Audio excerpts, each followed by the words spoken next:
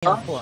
Well, Ma'am, I'm calling it basya as lang a po doon house sa of mga nangyayari ngayon contempt. sa Senado at sa Not Kongreso. anymore a house of Congress. Sobra na. Gusto nila, yung kung anong gusto nilang sabihin umarinig, yun ang dapat ilabas. More than an investigator na sila. Hindi naman sila mga korte.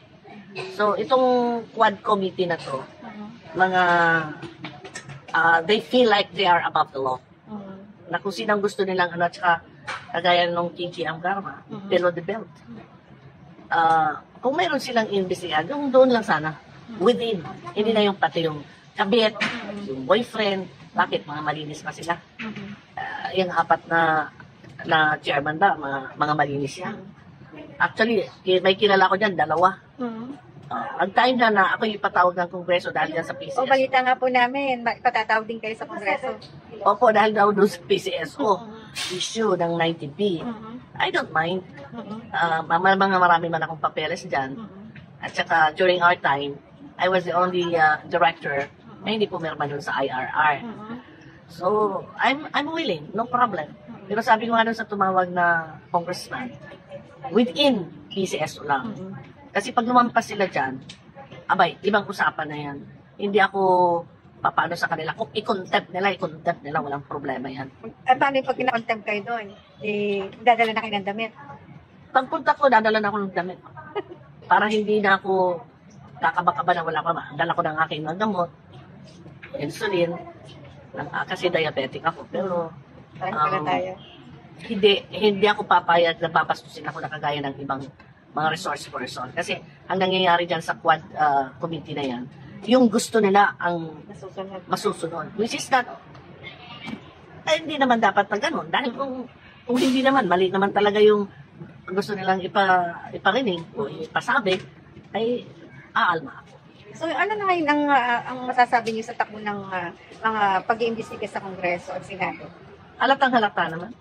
Halatang-halata na. Isa lang ang tinutumbok nila dyan, alam na natin. So, kaya tayo na mga Duterte supporters, magkaisa tayo. Dahil para na ito sa bayan. Hindi na ito politika, kundi usapang bayan na ito. Pero sinasabi po lagi ni Vice Sara na hindi naman siya tatakbo sa 2028. Well, hindi naman siya pwedeng magsabi ng ganyan kasi siya naman ang talagang inaasahan ng taong bayan na makaahon sa gobyernong ito ngayon, sa kasalukuyan. So sa ngayon, ano po yung inyong mensahe dun sa mga kongresista at mga senador na talaga namang grabe na yung ginagawa nilang pagtatanong sa kanilang mga resource person? Well, sa mga senador at sa mga congressman, ilan lang ang boto nyo? Especially for those congressmen. Wala pa sa 1/10 of the votes na nag-garner ng ating Vice President. Sana kung magbibigay man lang kayo, if you will invite a resource person, treat them with respect. Kasi buti nga, binuntahan pa kayo. Pero ang nangyayari, pag hindi ka pumunta, isupina ka. Pag pumunta ka naman, babastusin ka. So saan pupunta? Ngayon, kung ako, ipapatawag, ay ibang usapan yun. I will... Willing naman kayo pumunta? I'm very willing. Okay. And I will answer with PCSO issue lang. I will answer it straightforward. So ano pong reaction doon sa sinabi ni Congressman Marcoleta na bakit sinisingle out si Vice President Sara doon sa mga sa confidential fund? Yun nga, etong mga kongresista, as if they are so clean. Mga bulok din kayo. Isa-isahin natin. Like itong si Kimbo. You're just a mere teacher. UP ba siya? Teacher ba siya ng UP? Noon naka-tricycle. Ngayon, acting like a big, millionaire. Pati mga relo, mga bag, mga pagdadamit niya, yung brooch niya. Saan mo kinuha yan? At saka yung husband niya may kaso din ng graft and corruption. Ay si Abante.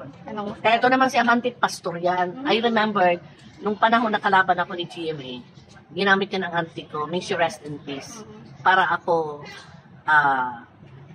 patahimikin. Sinagot-sagot ko yan. Pastor ka? O-offeran mo ako ng pera para na ako manahimik? No way.